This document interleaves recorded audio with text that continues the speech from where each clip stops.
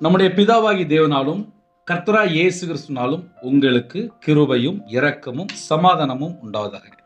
இரவு நேரத்திலே வேத வசனத்தை நாம் தியானித்து ஜெபிப்போம். ஓசியா 4 அதிகாரம் 11, 12 ஆகிய வசனங்களிலே வேசித்தனமும் திராட்சரசமும் மதுபானமும் இருதயத்தை மயக்கும். என் ஜனங்கள் கட்டையினிடத்தில் ஆலோசனை கேட்கிறார்கள், அவருடைய கோல் அவர்களுக்கு செய்தியை அறிவிக்கும் என்று இருக்கிறார்கள். வேசித்தன ஆவி அவர்களை வழிதப்பி திரிய பண்ணிற்று. அவர்கள் தங்கள் தேவனுக்கு கீழ்ப்பட்டிராமல் சோரமார்க்கம் போனார்கள். ஹல்லேலூயா.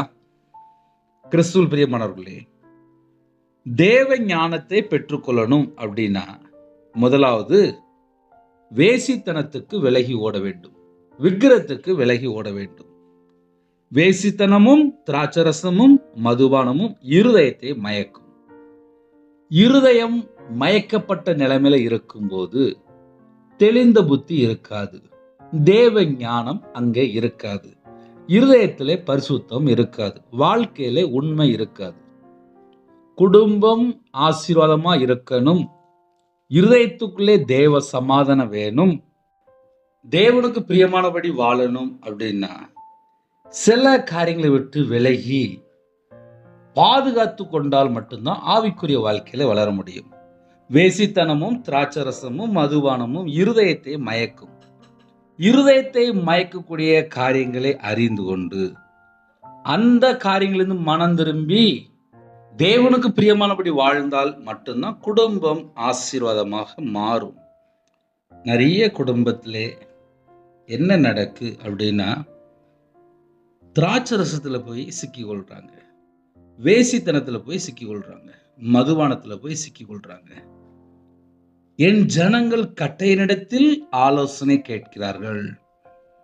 என் ஜனங்கள் என்று கர்த்தர் சொல்கிறார். கர்த்தருடைய ஜனம்தான், ஆனால் கட்டையினிடத்தில் போய் ஆலோசனை கேட்கிறார்கள். எதனால ஒரு குடும்பம் கஷ்டப்படுது, எதனால வேதனை வருது, எதனால பிரச்சனை வருது, எதனால போராட்டம், சில குடும்பத்துல கண்டே பிடிக்க முடியாது. ஆனால் என்ன பண்ணுவாங்க அப்படின்னா, விக்கிரத்துல போய் உலக வழிபாடுகளுக்குள்ள போய் கட்டையினிடத்தில் ஆலோசனை கேட்கிறார்கள். அவருடைய கோல் அவர்களுக்கு செய்தியை அறிவிக்கும் என்று இருக்கிறார்கள். அங்க என்ன இருக்கு அப்படின்னா, வேசித்தன ஆவி அவர்களை வழிதப்பி திரிய பண்ணிற்று. ஒரு மனுஷன் தேவ ஆவியினாலே நிரப்பப்பட்டிருந்தால் யோசேப்பை போல தேவ ஞானம் இருக்கும். இன்னைக்கு தேவ ஞானம் ஏன் சில குடும்பத்துக்குள்ள இல்லை அப்படின்னா, அங்க வேசித்தன ஆவி வழிதப்பி திரிய பண்ணிற்று அவர்கள்னு யார? என் ஜனங்கள் அப்படிங்கிறாரு. கர்த்தருடைய ஜனங்கள் வேசித்தனத்துக்குள்ளேயோ திராட்சரசத்துக்குள்ளேயோ மதுபானத்துக்குள்ளேயோ இருதய மயக்கமான நிலைமையில இருக்கும்போது கர்த்தர்கிட்ட போய் ஆலோசனை கேட்காமல், ஆலயத்துல போய் என்னோட சமூகத்துல போய் காத்திருக்காமல் கட்டையிட்ட போய் ஆலோசனை கேட்கும்போது அங்க என்ன நடக்கும் அப்படின்னா, வேசித்தன ஆவி அவர்களை வழிதப்பி திரிய பண்ணிற்று. அவர்கள் தங்கள் தேவனுக்கு கீழ்ப்பட்டிராமல் சோர மார்க்கம் போனார்கள். கள்ள உறவு.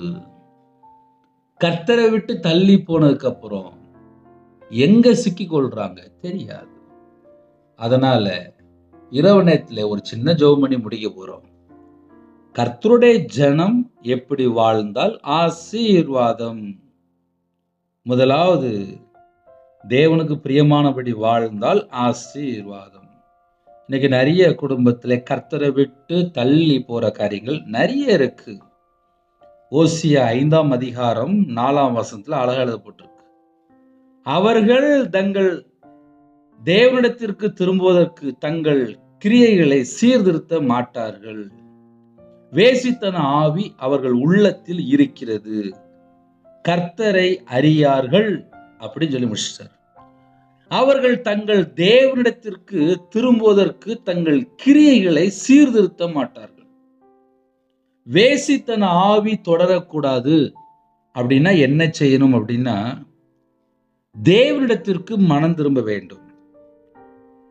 தங்கள் கிரியைகளை சீர்திருத்த மாட்டார்கள் என்று எழுதப்பட்டிருக்கு. வேசித்தன ஆவி தொடரக்கூடாது அப்படின்னா கர்த்தரை விட்டு தள்ளி போன செயல்கள் என்ன காரியங்களா இருந்தாலும் அதிலிருந்து மனம் திரும்ப வேண்டும்.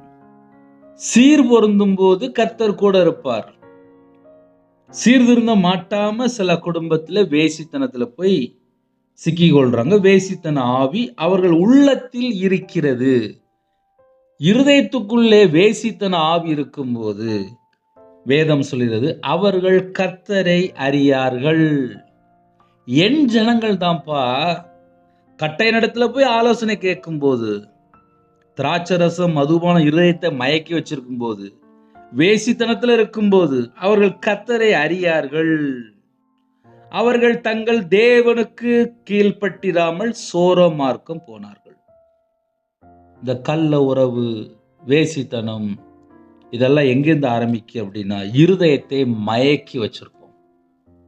அடிமேல வாழ்ந்துட்டு இருப்பாங்க. ஓசியா 5ஆம் அதிகாரம் 4ஆம் வசனத்திலே வேசித்தன ஆவி அவர்கள் உள்ளத்தில் இருக்கிறது.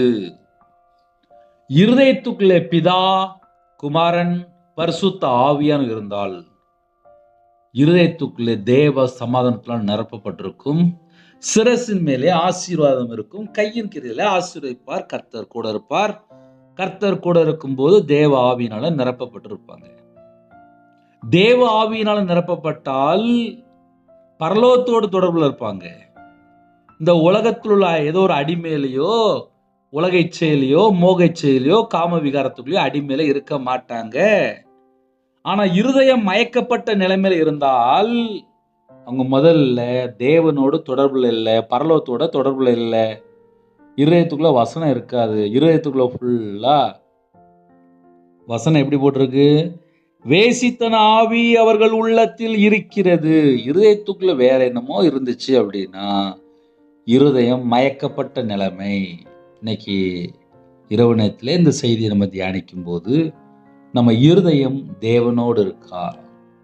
நம்ம இருதயத்துக்குள்ளே தேவ ஆவியினாலே நிரப்பப்பட்டிருக்கிறோமா? இதை கொஞ்சம் கண்டுபிடிக்கலாம். ஹல்லேலூயா.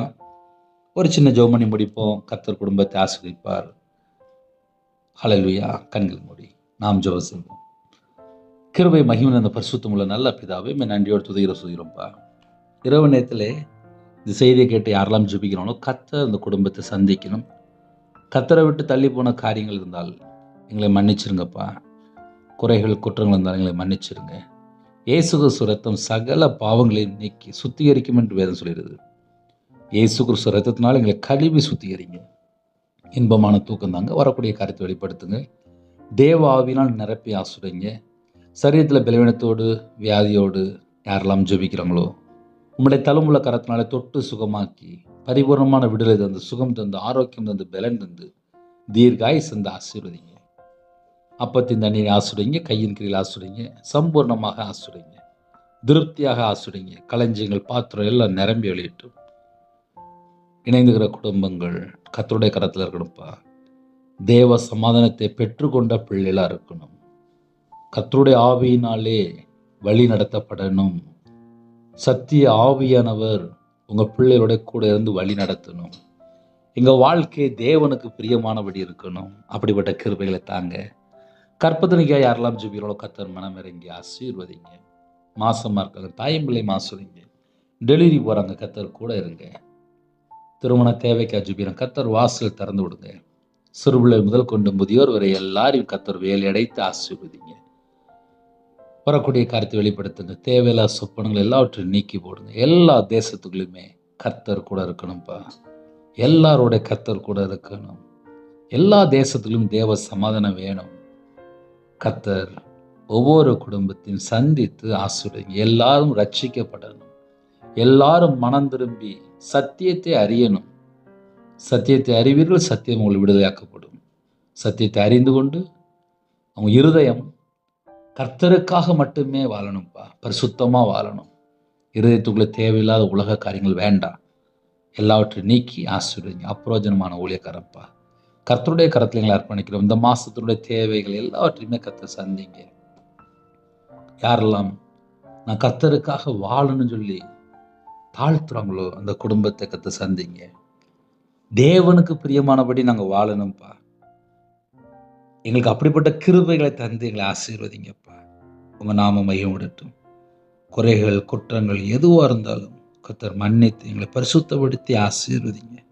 கர்த்தருடைய நாம மையமிடட்டும். துதிகான மகிமெல்லாம் கர்த்தரா இயேசு கிறிஸ்து ராஜா ஒருவருக்கே செலுத்துகிறோம். இயேசு கிறிஸ்து பிதாவே ஆமீன். தேவனுக்கே மகிமுண்டதாக. கர்த்தர் தாமே உங்களை உங்கள் குடும்பத்தையும் சகல காரியத்திலும் சம்பூர்ணமாக திருப்தியாக கர்த்தர் கொடுத்து ஆசீர்வதிப்பாராக. ஆமீன். கர்த்தரா இயேசு கிறிஸ்துவின் கிருபையும் பிதாவாகிய இதனுடைய அன்பும் பரிசுத்தனுடைய ஐக்கியமும் இப்பொழுதும் எப்பொழுதும் சதா காலங்களிலும் நம்மளோடு கொடுப்பதாக. ஆமீன். கிறிஸ்துவில் பிரியமானவர்களே, எனக்காக ஜெபிங்க. தேவனாரில் எப்போ மினிஸ்டனுக்காக ஜெபிங்க. ஊழியத்துக்காக ஜெபித்துக் கொள்ளுங்கள். காலம் கடைசியாக இருக்குது.